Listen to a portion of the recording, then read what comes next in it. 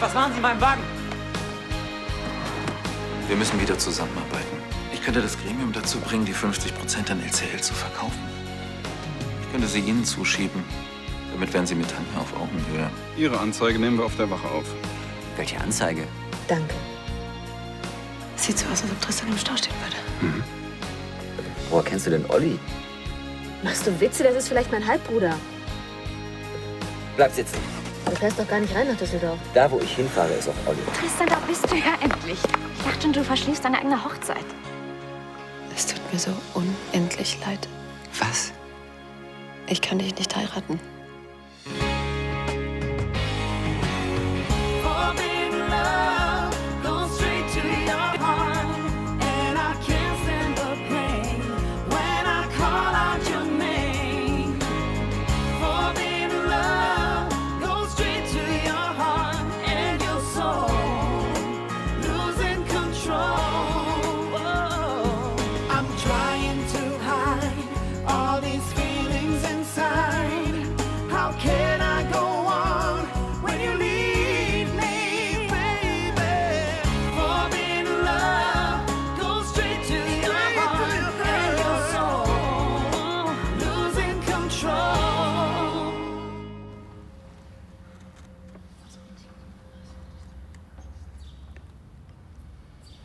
Was?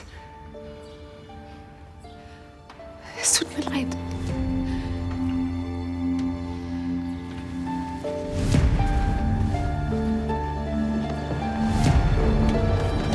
Marlene!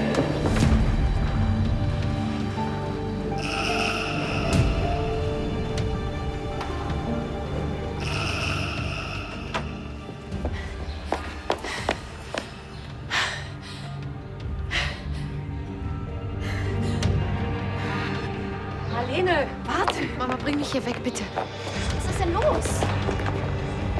Komm, wir fahren hinterher.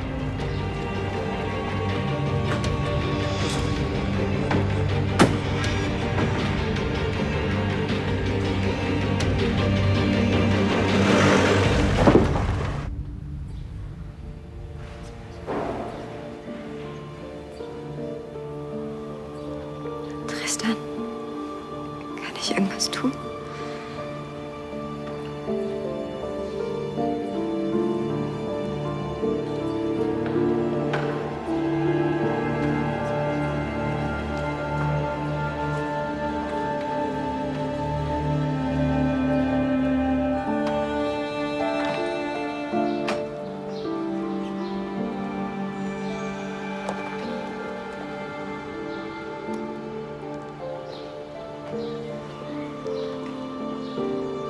Sie ist weg.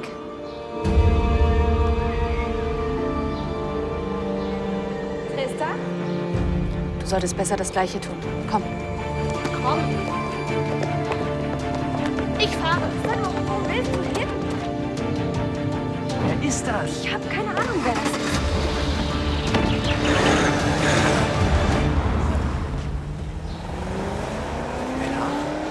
Was? Die Frau, die da gerade mit Tristan weggefahren ist. Für einen Augenblick dachte ich, das wäre Bella. Hier muss er irgendwo drin sein. Jetzt denk doch erstmal in Ruhe nach, bevor du alles auf den Kopf stellst. Der muss doch irgendwo sein. Du bist nicht auf der Flucht, Dr. Kimball. Sehr witzig. Dein Flug geht erst in 3 Stunden. Du hast noch massig Zeit. Du hast Marlene doch noch einen Brief geschrieben? Ja, das sind die ersten Versuche. Und damit willst du dich von ihr verabschieden? Ja, wieso? Es ist deine eigene Entscheidung, was du mit deinem Leben anfängst, aber ich halte dich für feige, weil du nicht zu deinen Gefühlen stehst. Also für mich klingt das recht hart und auch ein wenig verbittert. Jetzt weiß ich, wo ich ihn hab.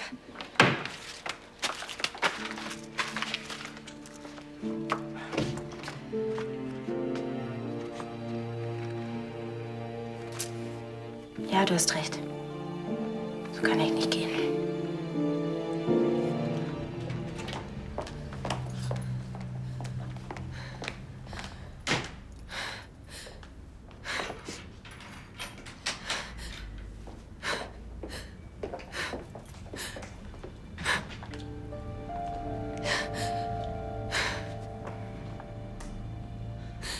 habe ich nur getan.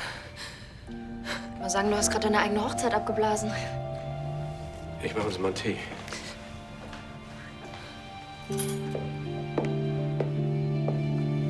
Marlene, willst du nicht sagen, was los ist? Ich habe ihm das Herz gebrochen.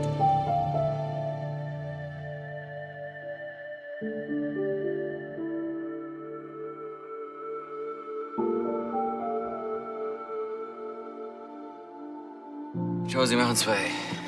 Vollkommen egal, Hauptsache es knallt ordentlich.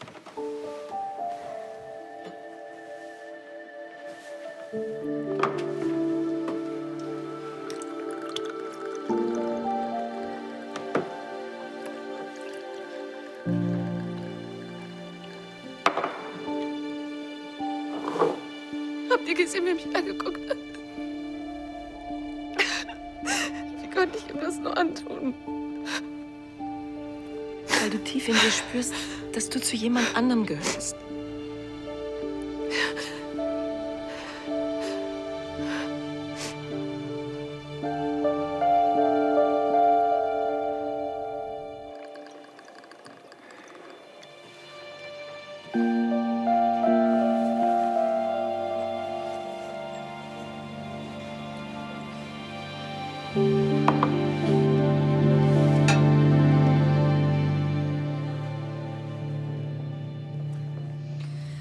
Tristan geht immer noch nicht dran. Ihr hattet doch gestern diesen Junggesellenabschied. Hat er da irgendetwas angedeutet? Hatten er und Marlene Streit? Wäre ja naheliegend, oder? Oder denken Sie, Marlene hat die nur wegen der Schlagzeilen stehen lassen? Immerhin. Gute Show. Ich glaube nicht, dass er irgendwas geahnt hat. Wir haben noch über sein Ehegelübde gesprochen. Er war ein bisschen aufgeregt, aber glücklich. Tja, in dieser Familie kriegt man immer was geboten. Ich habe in meinem Leben schon viele Hochzeiten erlebt mit weit größeren Skandalen. Das glaube ich gern. Wollen Sie mir nicht mehr davon erzählen?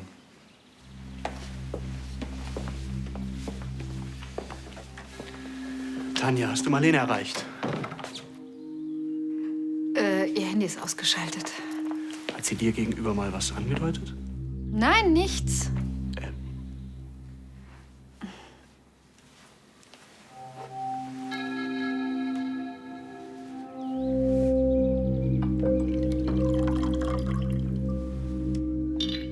Sie erwarten jetzt nicht von mir, dass ich aus meinem Leben plaudere.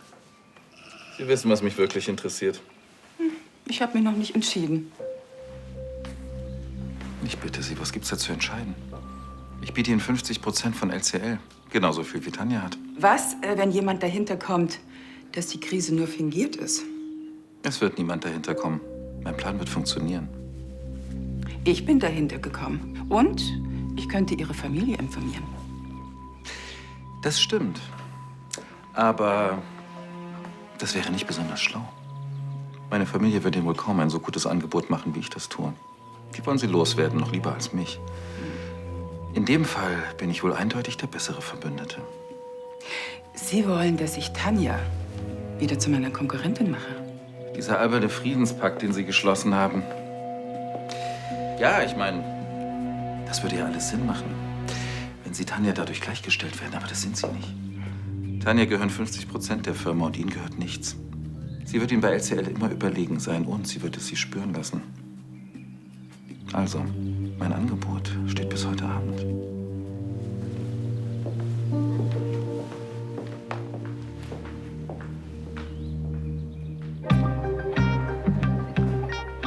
Gestern Abend im Bett. Ich weiß nicht, ob ich das hören will.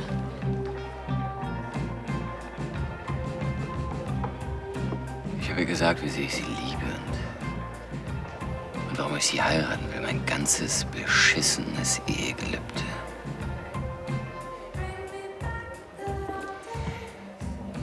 Sie hat geweint und ich habe gedacht, das wäre vor Glück oder vor Rührung oder was weiß ich, warum Frauen heulen.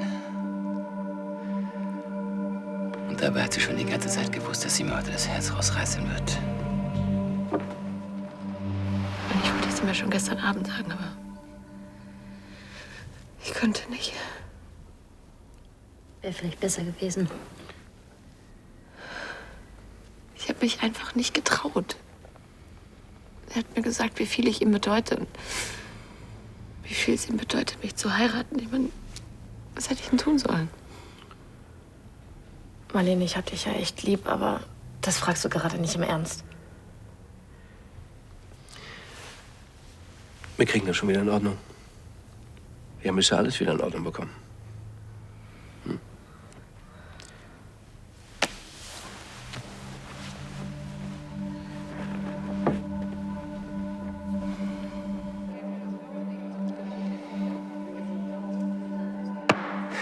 Hast du eigentlich eine Ahnung, wie sich das anfühlt, wenn auf einmal alles, woran du geglaubt hast, den Bach runtergeht? Ich weiß ganz genau, wie sich das anfühlt. Bitte, du weißt überhaupt nichts. Ich hab's dir doch erzählt. Dieser Oliver, der behauptet, dass er mein Bruder ist. Ich meine, wenn das stimmt, dann sind meine Eltern gar nicht meine Eltern. Meine wirklichen Eltern, die... Ach, verdammt. Ja, verdammt. Liebe ist einfach was für Vollidioten. Am Ende wirst du sowieso nur verarscht. Weißt du, ich dachte, ich liebe ihn. Wirklich. Aber das tust du bestimmt auch. Nur auf eine andere Art. Was euch verbindet, das hat viel mit Freundschaft zu tun. Mit Verbundenheit. Mit Dankbarkeit. Er muss denken, dass ich ihn schon die ganze Zeit angelogen habe. Aber das hast du nicht. Doch, Mama, das habe ich. Ihn, Rebecca, mich selbst nicht. Ich hätte es überhaupt nicht so weit kommen lassen dürfen.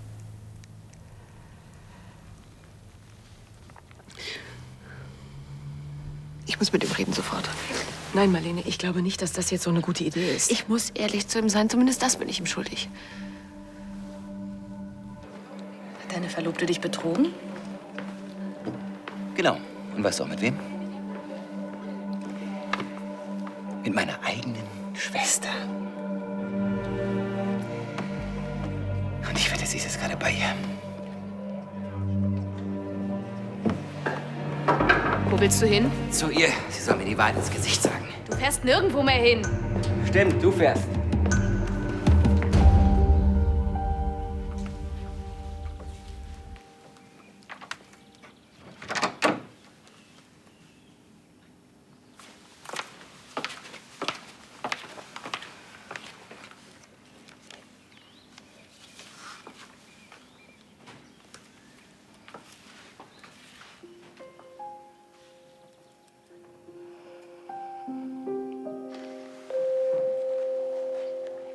Entschuldigst du mich mal kurz?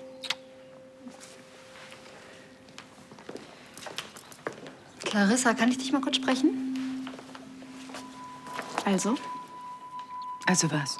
Du bist vorhin mit Ansgar verschwunden. Gibt es irgendwelche Neuigkeiten, die ich wissen sollte? Wir haben uns über die Gründe der geplatzten Hochzeit ausgetauscht. Mit dir darf ich über Marlene ja nicht lästern. Das ist alles? Das ist alles. Das heißt, wir wissen immer noch nicht, ob Ansgar krumme Dinger plant. Das wird er mir nicht gerade auf die Nase binden. Hör ich da einen Anflug von Skepsis? Alte Angewohnheit. Wir haben doch beschlossen, nichts ohne das Wissen der anderen zu unternehmen. Das musst du mir nicht sagen. Wir reden später weiter. Ganz wie du willst.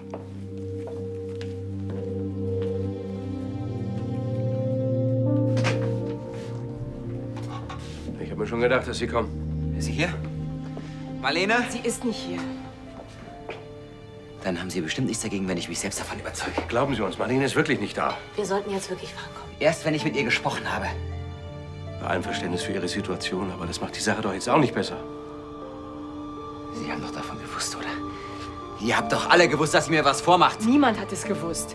Selbst Marlene war sich bis heute Morgen über ihre Gefühle nicht im Klaren. Soll ich jetzt noch dankbar sein, dass sie es noch rechtzeitig gemerkt hat?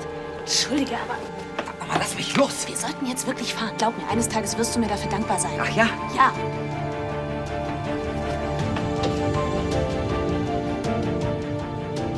Wer war das denn? Keine Ahnung. Justus, haben Sie Tristan gesehen? Seit er zu der Trauung gegangen ist, nicht mehr. Nein, bedauere. Marlene. Was ist passiert?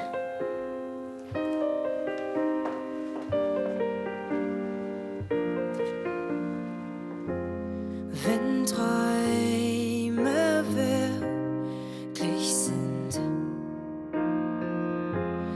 dass es sich so anfühlt, als ob Licht den Tag berührt. Es hat was vom Leben in diesem Moment, wo es mich verführt. Die Kraft, die Marlene, die Braut, die sich nicht traut. Wie nett. Gratuliere. Du bist immerhin die Erste aus deiner Familie, die es geschafft hat, pünktlich vor der Hochzeit die Kurve zu kriegen. Hättet ihr euch das nicht vorher überlegen können? Komm mit. Ihr wollt jetzt nicht ernsthaft abhauen. Also jetzt bin ich froh, dass Ludwig die Hochzeit verpasst hat. Ja, weil sie ihm auch einfach gar nichts gönnen. Ja, also an dem Skandal könnt ihr mir nun nicht die Schuld geben.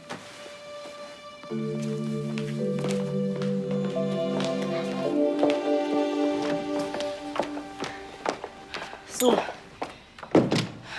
Und jetzt alles noch mal ganz langsam. In der Kirche. Als er mir gesagt hat, wie sehr er mich liebt und dass ich ihm dann sagen sollte, wie sehr ich konnte nicht. Mir ist bewusst geworden, dass... Eigentlich ist mir das schon gestern Abend bewusst geworden. Ich konnte einfach nicht. Ganz ruhig. Alles wird gut. Was ist dir klar geworden? Was wolltest du ihm sagen?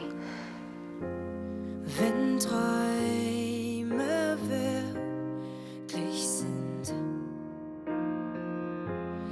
dass es sich so anfühlt, als ob Licht den Tag berührt. Es hat was vom Leben in diesem Moment, wo es mich verführt. Dass ich dich liebe. Die Kraft, die's will, und sag, kannst du's spüren? Wir sehen endlos weit, auf Wolken verzaubert. Sehnsucht vereint, trägt sie uns so Grenzen. Hier wohnst du? Tristan, da bist du ja. Ich habe dich 1000-mal angerufen. Ein Glück ist dir nichts passiert. Hi. Helena von Lahnstein. Ich glaube, wir kennen uns noch nicht. Stimmt. Und Sie sind? Bella Jakob. Also wir haben uns heute früh durch Zufall kennengelernt. Ja, er dachte, ich will seinen Wagen stehlen, aber das wollte ich gar nicht. Und jetzt bin ich quasi sein Chauffeur. Tristan, kann ich irgendwas für dich tun? Das ist wegen Rebecca. Natürlich ist es wegen Rebecca. Sie muss sie auch noch unbedingt ihr verdammtes Brautkleid nähen. Und ich wette, dass sie die ganze Zeit nicht voneinander lassen konnten.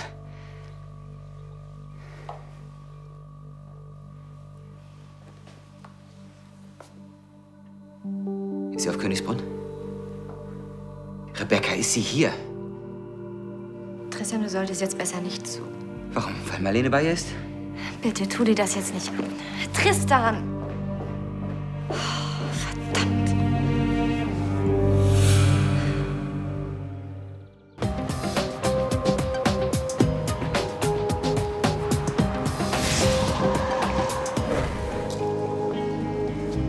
Das ist nur der Anfang. Ich bin mir sicher, du wirst hier schnell aufsteigen. Im Moment hoffe ich einfach nur, dass ich nichts vermasse. Ja, das kannst du gar nicht. Du bist meine Enkelin. Aber ich könnte mir niemals vorstellen, eine Firma allein zu leiten. Und du hast es jahrelang allein geschafft. Es ist einfacher allein als zu zweit. Glaub mir das. Vor allem, wenn man nicht gewohnt ist zu teilen. Meine Enkelin hat morgen ihren ersten Arbeitstag. Denkst du nicht, dass die Geschäftsführung wichtigere Aufgaben hat, als Hilfskräfte einzuführen? Ich habe mir deinen Arbeitsvertrag übrigens noch mal angesehen. Muss geändert werden. Warum? Sie wird das gleiche Einstiegsgehalt kriegen wie alle Auszubildenden hier. Ich will auch gar nicht bevorzugt werden. Keine Sorge, wäre auch nicht passiert. Clarissa, statt Vetternwirtschaft zu betreiben, solltest du dich mal lieber um das PR-Chaos kümmern, das durch die geplatzte Hochzeit entstanden ist.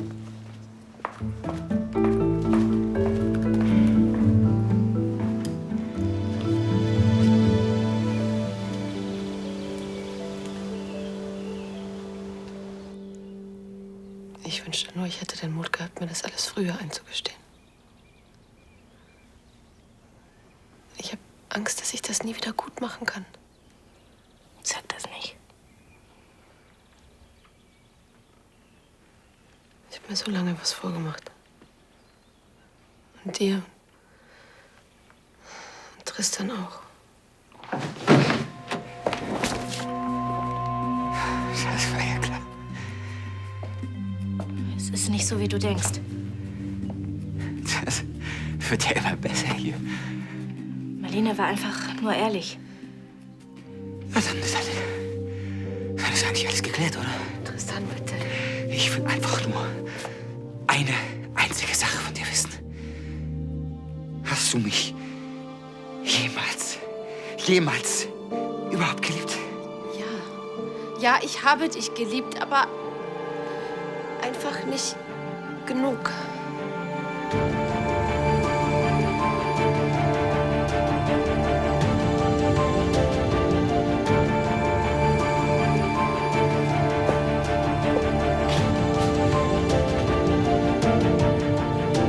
Was ihr beide heute getan habt, das werdet ihr bereuen, dafür sorge ich.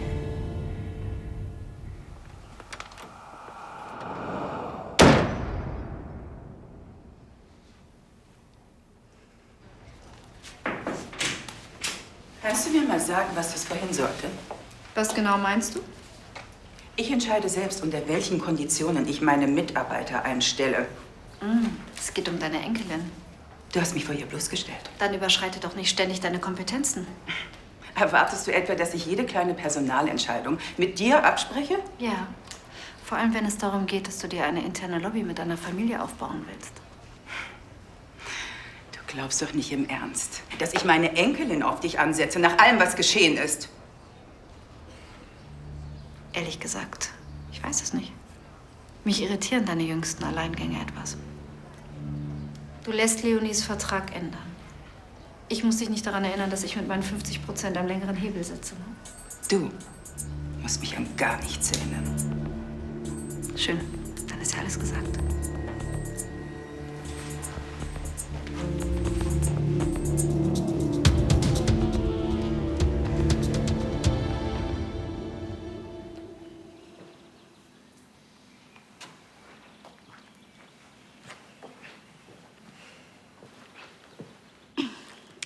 Ich bin Ihnen sehr dankbar, dass Sie sich um meinen Bruder gekümmert haben. Aber ich glaube, wir kommen jetzt sehr gut alleine zurecht. Wenn Sie ein Taxi wünschen? Danke, ich warte lieber auf Tristan. Ich könnte mir vorstellen, dass mein Bruder den Abend lieber im Kreise seiner Familie verbringen würde. Das kann er mir dann gleich selbst sagen. Vielleicht ist er zu höflich dazu. Tristan. Und? Komm, wir gehen nach Niemann. Was mach ich? Ich hab keinen Redebedarf. Tristan. Wenn du mir einen Gefallen tun willst, dann halt mir immer die Familie vom Hals. Ich will einfach allein sein, okay?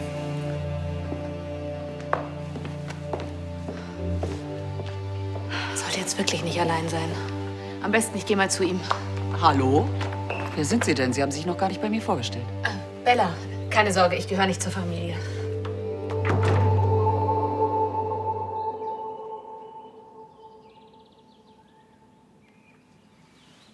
Ich kann diese mitleidigen Blicke nicht ertragen.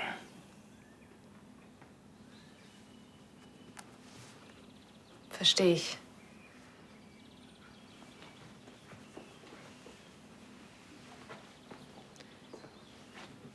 Soll ich dich noch irgendwo anders hinfahren?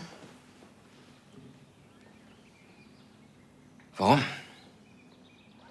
Ich bin genau da, wo ich sein soll. Hier soll ich heute feiern. Naja, Also, ist doch alles da. Komm schon, wir feiern die geilste Hochzeitsparty, die die Welt je gesehen hat. Und da meine Braut gerade indisponiert ist, darf ich bitten? okay. Klar. Aber nicht dazu.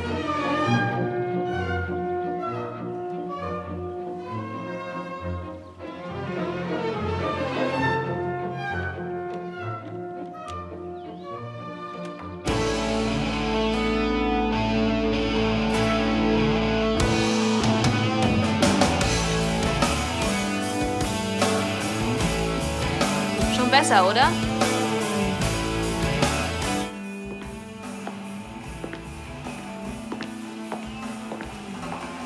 los?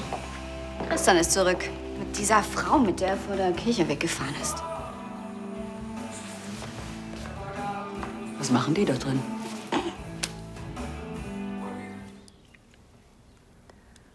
Schlimmer hätte es echt nicht laufen können.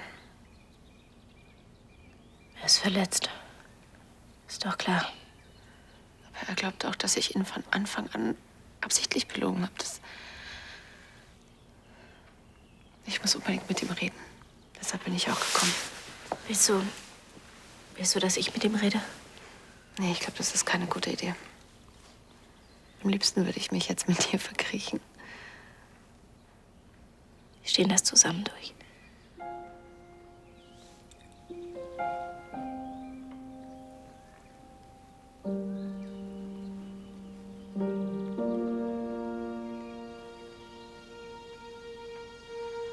Aber lass mich erst das Chaos beseitigen, das ich angerichtet habe. Schon gut. Ich lauf dir nicht weg. Es wird eine Weile dauern. Aber ich komme wieder. Und bis dahin nimm doch einfach die.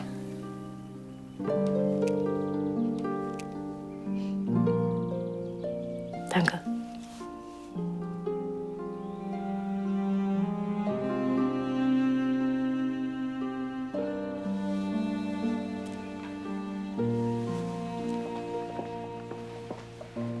Ich liebe dich auch.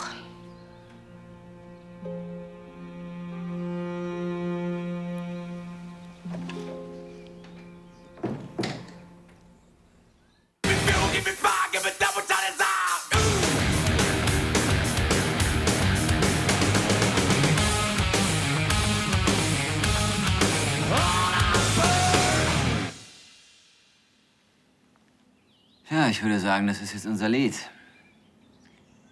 Die Hymne der Betrogenen.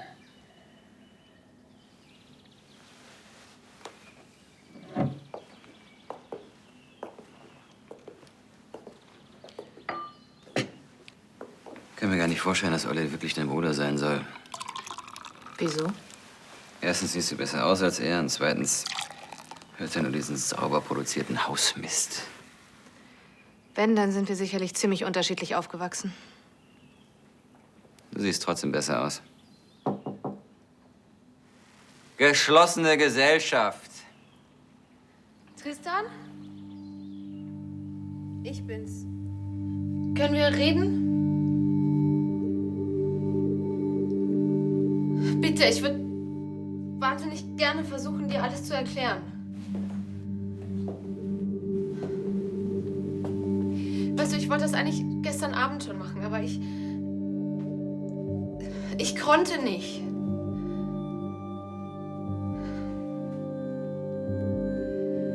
Ich weiß, wie sehr ich dich verletzt habe. Aber weißt du, wenn ich heute in der Kirche, wenn ich da Ja gesagt hätte, dann hätte ich doch alles nur noch schlimmer gemacht.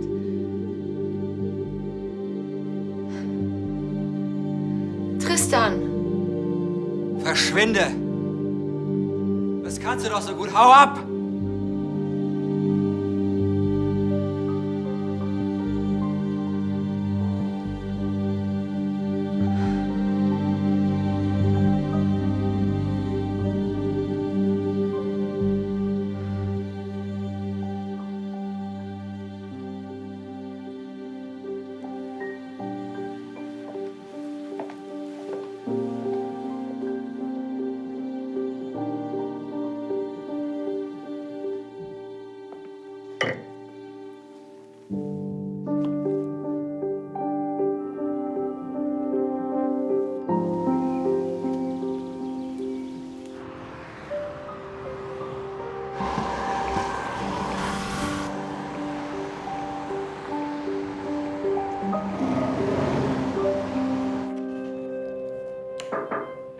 Ja.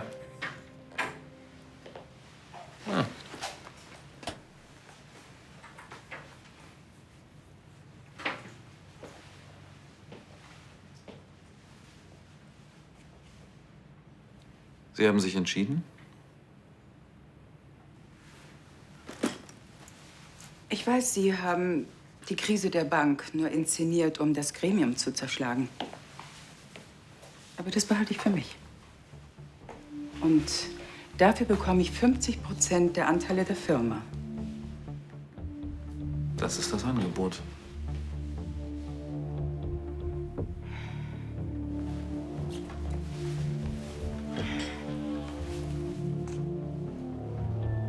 Darauf kann ich mich nicht einlassen. Ich will alles. Ich will 100%. Guter Witz. Sehen Sie mich lachen? Tanja wird ihre 50% niemals hergeben. Ja, die Leier kenne ich. Ihnen wird schon etwas einfallen. Mein Angebot steht bis morgen früh. Warten Sie.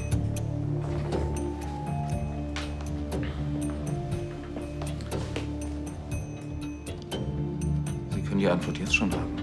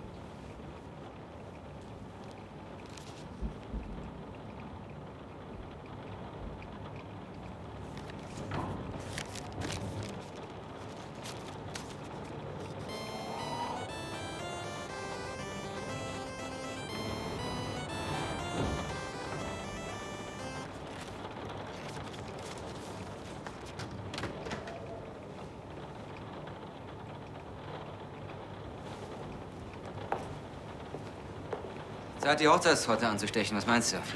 Vielleicht besser nicht. Wieso? Die Braut kommt halt nicht mehr.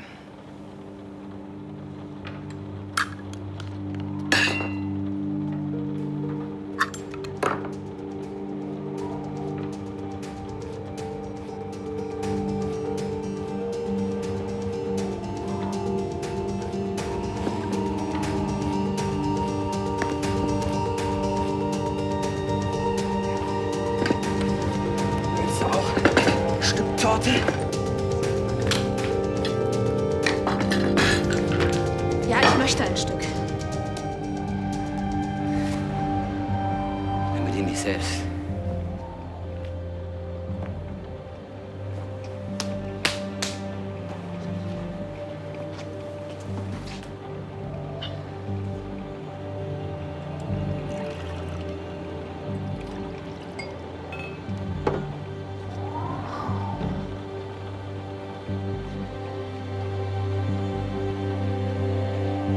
Auf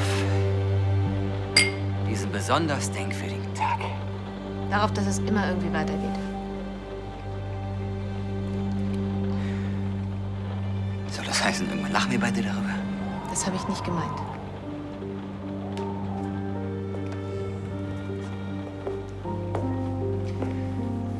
Wenigstens bin ich mal wieder um eine Erkenntnis reicher geworden. Am Ende des Tages bist du allein auf dieser bekackten Welt. Kenn ich. Du fragst dich, wie sich diese verdammte Erde überhaupt weiterdrehen kann. Nichts macht mehr irgendeinen Sinn. Du fühlst nur noch diesen unglaublichen Schmerz in dir. Und irgendwann scheint die Sonne wieder und die Vöglein zwitschern. Nein.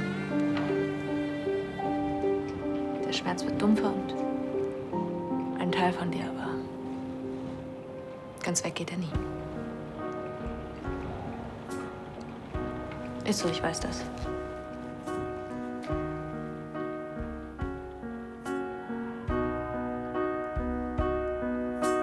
Light me up a cigarette and put it in my mouth. You're the only one that wants me around. And I can think of 1,000 reasons why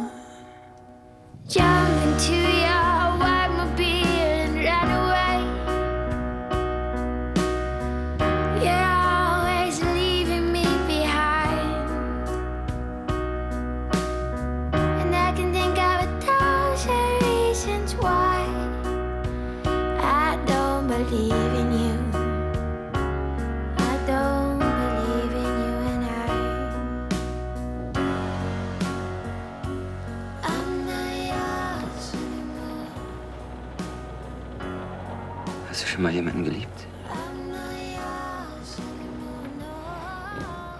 Jemand, bei dem du gedacht hast, dass er derjenige ist, der zu dir gehört? Nein.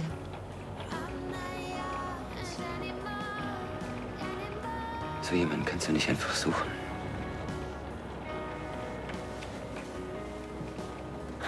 Er findet dich und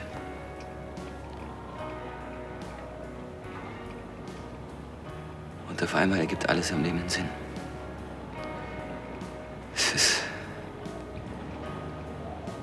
Es fühlt sich einfach so ganz an. Vollständig.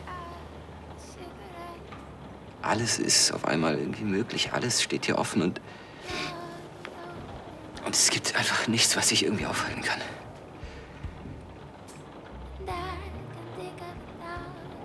Das ist das schönste Gefühl, das es gibt. Dann muss es ja für dich ein umso größerer Schock gewesen sein, dass Marlene so völlig aus dem Nichts einen Rückzieher gemacht hat. Es gab genug Anzeichen. Ich habe sie einfach immer nur wieder ignoriert, weil ich es nicht wahrhaben wollte.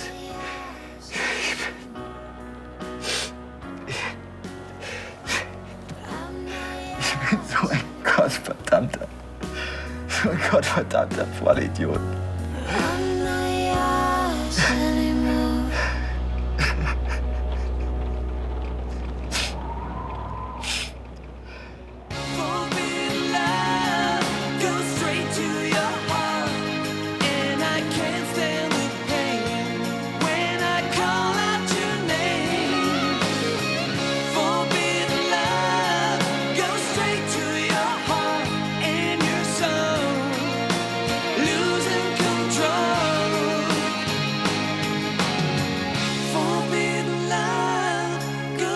To